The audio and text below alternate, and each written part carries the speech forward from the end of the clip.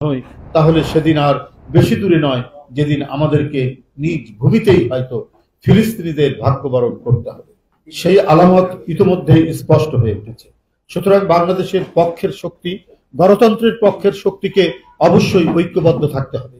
দেশ এবং জনগণের স্বাধীনতা রক্ষায় হাতে হাত রেখে, কাঁধে কাঁধ মিলিয়ে ঐক্যবদ্ধ প্রতিরোধ গড়ে তুলতে হবে। আমরা ঐক্যবদ্ধ থাকলে বাংলাদেশ জনগণের কাছে ফিরিয়ে আনা সময়ের অপেক্ষা মাত্র। সচেতন সাংবাদিক বন্ধুরা, অভিনব ভোট ডাকাতির কারিগর শেখ হাসিনার অধীনে সুষ্ঠু নির্বাচন হওয়া অসম্ভব। এ কারণেই দেশের ৯৫% ভোটার ৭ই জানুয়ারির ডামি নির্বাচন বর্জন করেছে। যে কারণে জনগণ ডামি নির্বাচন বর্জন করেছিলেন, এখনো সেই পরিস্থিতির উন্নতি হয়নি। গণতন্ত্রের প্রতি সংবেদনশীল জনগণ বিশ্বাস করে কৃতদাসের পক্ষে কখনোই স্বাধীন সিদ্ধান্ত নেওয়া সম্ভব নয়।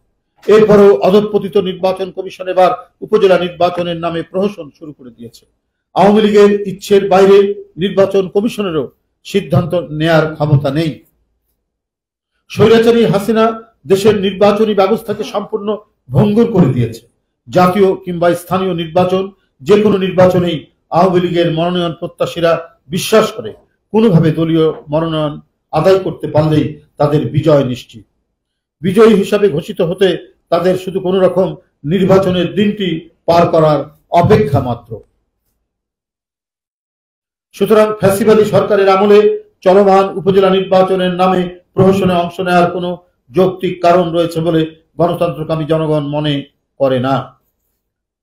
ভোট ডাকাত শেখ হাসিনার প্রহসনের নির্বাচন বিপুলভাবে জনপ্রত্যাখ্যাত হওয়ায় নির্বাচনকে প্রতিদ্বন্দ্বিতামূলক দেখানোর জন্য ভোট ডাকাত সরকার বিভিন্ন সময়ে নানা অপকৌশলের আশ্রয় নিয়েছে।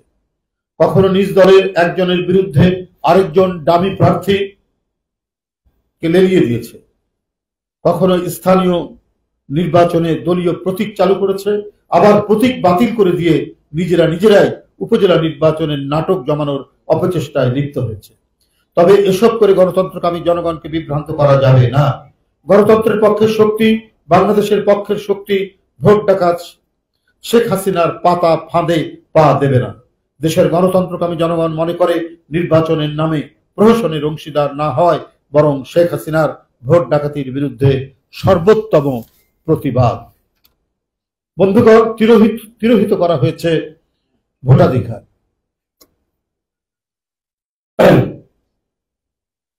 ভোটাধিকার, মানবাধিকার, কথা বলার স্বাধীনতা। এই দ্বিতীয় বাকশালী সরকারের দণ্ডমুণ্ড শেখ হাসিনা সকল রাষ্ট্রীয় প্রতিষ্ঠান, রাজনীতি, অর্থনীতি, ধর্মীয়, সামাজিক মূল্যবোধগুলোকেই বিনষ্ট করে দেয়নি। ভবিষ্যতে একটি নতজানু পরগাছা প্রজন্ম তৈরি করতে দেশের শিল্প, সংস্কৃতি, শিক্ষা ব্যবস্থাকেও সুকৌশলে ধ্বংস করে দেওয়ার অপতৎপরতায় লিপ্ত রয়েছে। ইউনিভার্সিটি অব সাউথ আফ্রিকার প্রবেশদ্বারে লেখা রয়েছে, কোন জাতিকে ধ্বংস করার জন্য পারমাণবিক হামলা কিংবা দূরপাল্লার ক্ষেপণাস্ত্র নিক্ষেপের দরকার নাই, বরং শিক্ষার মান বিনষ্ট করে শিক্ষার্থীদেরকে পরীক্ষায় অসদুপায় অবলম্বনের সুযোগ করে দিলেই যথেষ্ট। এই কথাটির তাৎপর্য বোঝার জন্য বাংলাদেশের বর্তমান শিক্ষাঙ্গন এবং শিক্ষা ব্যবস্থায় হতে পারে একটি নির্মম উদাহরণ। অটোপাস, অবাধ নকলের সুযোগ আর ক্যাম্পাসগুলোকে ছাত্রলীগের সন্ত্রাসীদের নিরাপদ আস্তানা বানিয়ে ইতিমধ্যেই একটি প্রজন্মকে বিভ্রান্তির বেড়াজালে আবদ্ধ করে ফেলা হয়েছে। এখন আবার কোমলমতি শিক্ষার্থীদের উপর চাপিয়ে দেওয়া হয়েছে বাংলাদেশের আবহমান কালের ধর্মীয়, সামাজিক, সাংস্কৃতিক মূল্যবোধের সঙ্গে সংস্রবহীন বিতর্কিত এক কারিকুলাম। এভাবে এক পেশে কারিকুলাম চাপিয়ে দেয়া কিংবা স্কুল খোলা অথবা বন্ধ রাখা নিয়ে এক এক সময় এক এক রকম সিদ্ধান্ত নেওয়া ফ্যাসিস্ট হাসিনা মনে হচ্ছে স্কুল কলেজের শিক্ষার্থীদেরকে অন্য কারো ইচ্ছে পূরণের হাতিয়ার হিসাবে ব্যবহার করছে। ফ্যাসিবাদী সরকারের আমলে দেশের কোনো একটি সেক্টরেও স্বস্তির খবর নেই। অর্থনীতির বেহাল দশা। সবচেয়ে কষ্টে রয়েছে দেশের প্রান্তিক জনগোষ্ঠী তথা কৃষক, শ্রমিক, নিম্ন মধ্যবিত্ত কিংবা স্বল্প আয়ের মানুষ। নুন আনতে পান্তা ফুরায় এমন হাজার হাজার প্রান্তিক কৃষক যারা ব্যাংক থেকে মাত্র ৩০-৩৫ হাজার টাকা কৃষি ঋণ নিয়েছিলেন, তাদেরকে অনেকেই এখন পুলিশের ভয়ে ঘর ছাড়া। কৃষকদের বিরুদ্ধে সারা দেশে 1,26,000-এরও বেশি সার্টিফিকেট মামলা দায়ের করা হয়েছে। মামলায় হাজার হাজার কৃষকের বিরুদ্ধে জারি করা হয়েছে গ্রেপ্তারি পরোয়ানা। স্বাধীনতার 54 বছর পরেও খেটে খাওয়া মানুষগুলোর এমন করুণ দশা হওয়ার কথা ছিল না। ফ্যাসিস্ট সরকারের সকল ক্ষোভ আর প্রতিহিংসা যেন দেশের কৃষক, শ্রমিক, গরিব, মেহনত মানুষ আর বিরোধী রাজনৈতিক দল এবং মতের মানুষের বিরুদ্ধে। দেশনায়ক তারেক রহমান আজ তার ভাষণে আসন্ন উপজেলা নির্বাচন বর্জনের যৌক্তিকতা ব্যাখ্যা করে বিশেষভাবে সারা দেশে বিএনপির সর্বস্তরের নেতাকর্মী, সমর্থক এবং শুভাকাঙ্ক্ষীদের দৃষ্টি আকর্ষণ করে বলেছেন, আমি জানি গত 17 বছর ধরে সারা দেশে বিএনপি এবং বিএনপির অঙ্গ ও সহযোগী সংগঠনের নেতাকর্মীরা ক্ষমতাসীন আওয়ামী অপশক্তির হামলা, নির্যাতন, নিপীড়নের শিকার। মিথ্যা কিংবা গায়েবী মামলার সারা দেশে দলের লক্ষ নেতাকর্মী বছরের পর বছর ধরে ঘর ছাড়া। অসংখ্য নেতাকর্মী সম্পূর্ণ অন্যায়ভাবে কারাবন্দী। অনেক নেতাকর্মী গুম, খুন, অপহরণের শিকার হয়েছে। অনেকে স্বজন, সন্তান, সহায় সম্পদ হারিয়েছে। চিরদিনের জন্য পঙ্গুত্ব বরণ করেছেন আপনাদের এই সীমাহীন আত্মত্যাগের পথ ধরেই দেশের গণতন্ত্রকামী জনগণের কাছে এই মুহূর্তে বিএনপি সবচেয়ে জনপ্রিয় এবং বিশ্বস্ত রাজনৈতিক দল। তাই স্বৈরাচারী শেখ হাসিনার কবল থেকে রাষ্ট্র ক্ষমতা উদ্ধার করে জনগণের প্রত্যক্ষ ভোটে জনগণের কাছে জবাবদিহিমূলক একটি গণতান্ত্রিক রাষ্ট্র ব্যবস্থা কায়েমের জন্য দেশের গণতন্ত্রকামী জনগণ আপনাদের প্রতি তথা বিএনপির দিকে তাকিয়ে আছে। সুতরাং আপনি দলের যে পর্যায়ে নেতা হন না কেন, আপনাদের প্রতিটি রাজনৈতিক সিদ্ধান্ত জনগণের আশা ভরসার সাথে সংগতিপূর্ণ হওয়া প্রয়োজন।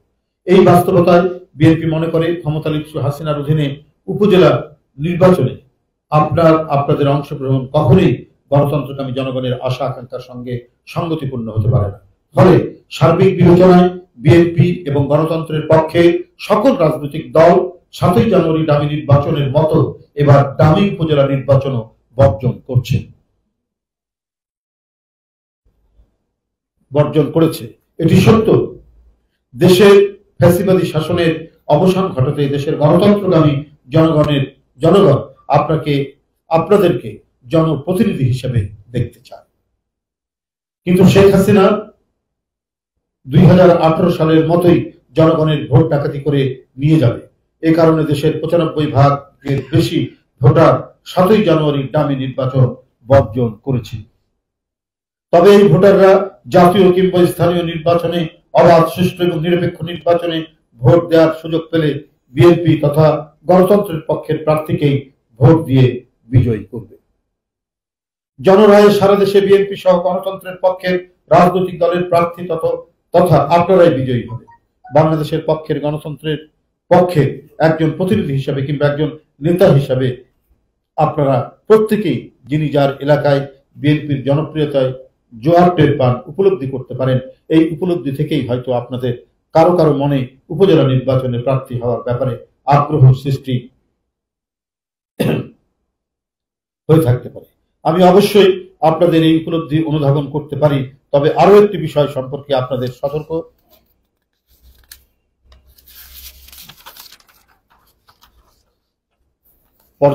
পর্যবেক্ষক থাকা প্রয়োজন বলে আমি মনে করি। কি সেটি হলো জাতীয় কিংবা স্থানীয় নির্বাচনে আপনার দল তথা জনগণের দল বিএনপি অংশগ্রহণ না করলে গণতন্ত্রকামী জনগণের কাছে সেই নির্বাচন কখনোই গ্রহণযোগ্য হয় না। ভোট ডাকাত শেখ হাসিনা এই কারণেই কিন্তু তার অধীনে তথাকথিত নির্বাচনকে অংশগ্রহণমূলক দেখানোর জন্য ভয় কিংবা প্রলোভন দেখিয়ে আপনাকে তথা বিএনপিকে প্রহসনের নির্বাচনে অংশগ্রহণ করতে চায়। তবে যে মুহূর্তে কাগজ কলম তথাকথিত নির্বাচনে আপনাদের অংশগ্রহণ নিশ্চিত করে ফেলা যাবে, তখনই দেখবেন আপনাদের সামনে ভোট ডাকাত হাসিনার আসল স্বরূপ উন্মোচিত হয়ে পড়েছে। দেশের 95% বেশি ভোটার দৃঢ়ভাবে বিশ্বাস করে অবাধ সুষ্ঠু নির্বাচন হলে বিএনপি তথা গণতন্ত্রের পক্ষে প্রতিনিধিরা সারা দেশে বিপুল ভোটে বিজয়ী হবেন। তবে সারা দেশে বিএনপির তুমুল জনপ্রিয়তা থাকা সত্ত্বেও ক্ষমতালিপ্সু শেখ হাসিনা তার অধীনে কোনো নির্বাচনে বিএনপি তথা গণতন্ত্রের পক্ষের শক্তিকে বিজয়ী হতে দেবে না। প্রহসনের নির্বাচনকে নিরপেক্ষ, এবং অংশগ্রহণমূলক প্রমাণ করার জন্য হয়তো বাধ্য হয়ে কয়েকজনকে জয় ঘোষণা করা হবে, কিন্তু আপনারা নিশ্চিত থাকুন বিএনপি থেকে নির্বাচিত কাউকেই জনপ্রতিনিধি হিসেবে দায়িত্ব পালন করতে দেওয়া হবে না, বরং মিথ্যা মামলা দিয়ে আপনাদেরকে জেলে পাঠানো হবে, নয়তো পরিপত্র জারি করে দায়িত্ব কেড়ে নেওয়া হবে। ফ্যাসিবাদী সরকারের আমলে গাজীপুর সিটি কর্পোরেশনের প্রথম নির্বাচিত মেয়র অধ্যাপক এম এ মান্নান কিংবা রাজশাহী মেয়র মোসাদ্দেক হোসেন বুলবুল সহ বিভিন্ন সময়ে যে কয়েকজন নেতা বিএনপি থেকে নির্বাচিত হয়েছিলেন তাদের একজনকেও ঠিক মতো দায়িত্ব পালন করতে দেওয়া হয়নি। জনগণের রায়ে নির্বাচিত হয়েও তাদেরকে অধিকাংশ সময় মিথ্যা মামলায় কারাগারে কাটাতে হয়েছে। গত 17 বছর ধরে আপনাদের উপর নির্মম নির্যাতন নিপীড়নের পরেও আপনাদেরকে দল থেকে জনগণ থেকে বিচ্ছিন্ন করা যায়, বিএনপিকে দমিয়ে রাখা যায়, বরং বাংলাদেশের প্রতিটি ঘরে গণতন্ত্রকামী মানুষের হৃদয়ে বিএনপি জায়গা করে নিয়েছে। বিএনপির সর্বস্তরের প্রতিটি নেতাকর্মী, শুভার্থী, সমর্থক তথা আপনাদের শ্রম, ঘাম, মেধা, ত্যাগ, তিতিক্ষার কারণে বিএনপি এখন আর শুধুমাত্র একটি রাজনৈতিক দলই নয়, বরং বাংলাদেশের প্রতিটি গণতন্ত্রকামী মানুষের কাছে বিএনপি এখন বিশ্বস্ত একটি রাজনৈতিক প্রতিষ্ঠান। দেশের বর্তমান পরিস্থিতিতে বিএনপির স্বার্থের সঙ্গে জড়িয়ে গেছে বাংলাদেশের স্বার্থ, বাংলাদেশের অস্তিত্বের সঙ্গে জড়িয়ে গেছে বিএনপির অস্তিত্ব। তাই দেশের এই ক্রান্তি লগ্নে দেশ এবং জনগণের স্বার্থের প্রতি সর্বোচ্চ অগ্রাধিকার দিলেই বিএনপির সকল পর্যায়ের নেতৃত্ব তথা বিএনপিকে প্রতিটি সিদ্ধান্ত নিতে হবে, কারণ জনগণই বিএনপির সকল রাজনৈতিক ক্ষমতার উৎস। ধন্যবাদ আপনাদের সবাইকে। পালন করা হচ্ছে সারা দেশে, মানে যেখানে যেখানে উপজেলা নির্বাচন হচ্ছে এবং জেলাগুলোতেও পালন করা হচ্ছে। অলরেডি এটা শুরু হয়ে গেছে, আমরা লিফলেট পাঠিয়ে দিচ্ছি এবং এটা আমি বলবো যে তুমুল ভাবে আমাদের নেতাকর্মীরা সেটাকে এই কর্মসূচি পালন করছে। ভাই, আমার একটা বিষয় জানা আছে, সেটা হচ্ছে যে আপনাদের ভাষায় যেটা বলছেন যে দাবি নির্বাচন এবং এই নির্বাচন নিয়ে আপনাদের যে কঠোর অবস্থান, তারপরেও দেখছি যে সারা দেশে দলের বিপুল একটা অংশ নিচ্ছে, আপনারা তাদের ঠেকাতে পারছেন না কেন? দেখুন, আপনার সব সময় যখন মানুষের স্রোত, মানুষের সমর্থন একদিকে থাকে, তখন দুই একজন বিপদগামী লোক থাকেই। সে বিপদগামী লোক এরকম করতেই পারে এবং দল তার বিরুদ্ধে সেভাবে ব্যবস্থা নিচ্ছে। আর এটা মহাসমুদ্রের মতো একটি দল, বিপুল সংখ্যক জনগোষ্ঠী আমাদের সমর্থক, বিপুল সংখ্যক নেতাকর্মী আমাদের।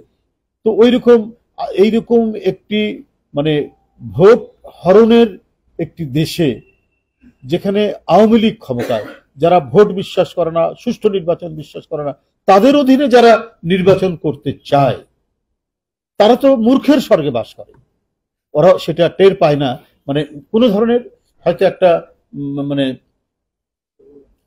ঘোরের মধ্যে থাকে তারা, যে শেখ হাসিনার অধীনে নির্বাচন কি পরিণত হবে সেটা তো এই 16-17 বছরে দেখিয়ে দিয়েছে শেখ হাসিনা লোকেরা। যে আমাদের প্রতিদ্বন্দ্বীরা যখন আমাদের সিদ্ধান্ত হয়েছে, ইউপি নির্বাচনে প্রার্থী হয়েছেন, মনোনয়নপত্র জমা দিতে গেছেন, জমা দিতে পারেনি, রাস্তার মধ্যে অ্যাটাক করা হয়েছে, রাস্তার মধ্যে তাকে শারীরিকভাবে আক্রমণ করা হয়েছে, আপনার রিক্সায় প্রচারণা চালাতে গেছে, রিক্সা ভেঙে ফেলা হয়েছে, মাইক ভেঙে ফেলা হয়েছে। এটা তো একটার পর একটা দৃষ্টান্ত। এখন দুই একজন তো এরকম থাকতেই পারে, আর এটা তো হচ্ছে স্থানীয় সরকার নির্বাচন, এখানে এরকম থাকতে পারে। আপনার দুই একজন, আমি মানে আমাদের গেছে না 7ই জানুয়ারির নির্বাচনে কি বলে ডামি যে নির্বাচন, দুই একজন লোক তো সেখানেও গেছে, তাদেরকে জেতানো হয়েছে। তা কি হয়েছে? 95% মানুষ যায়নি, 95% ভোটাররা ভোট দিতে যায়নি, বিজয়ী হয়েছে তো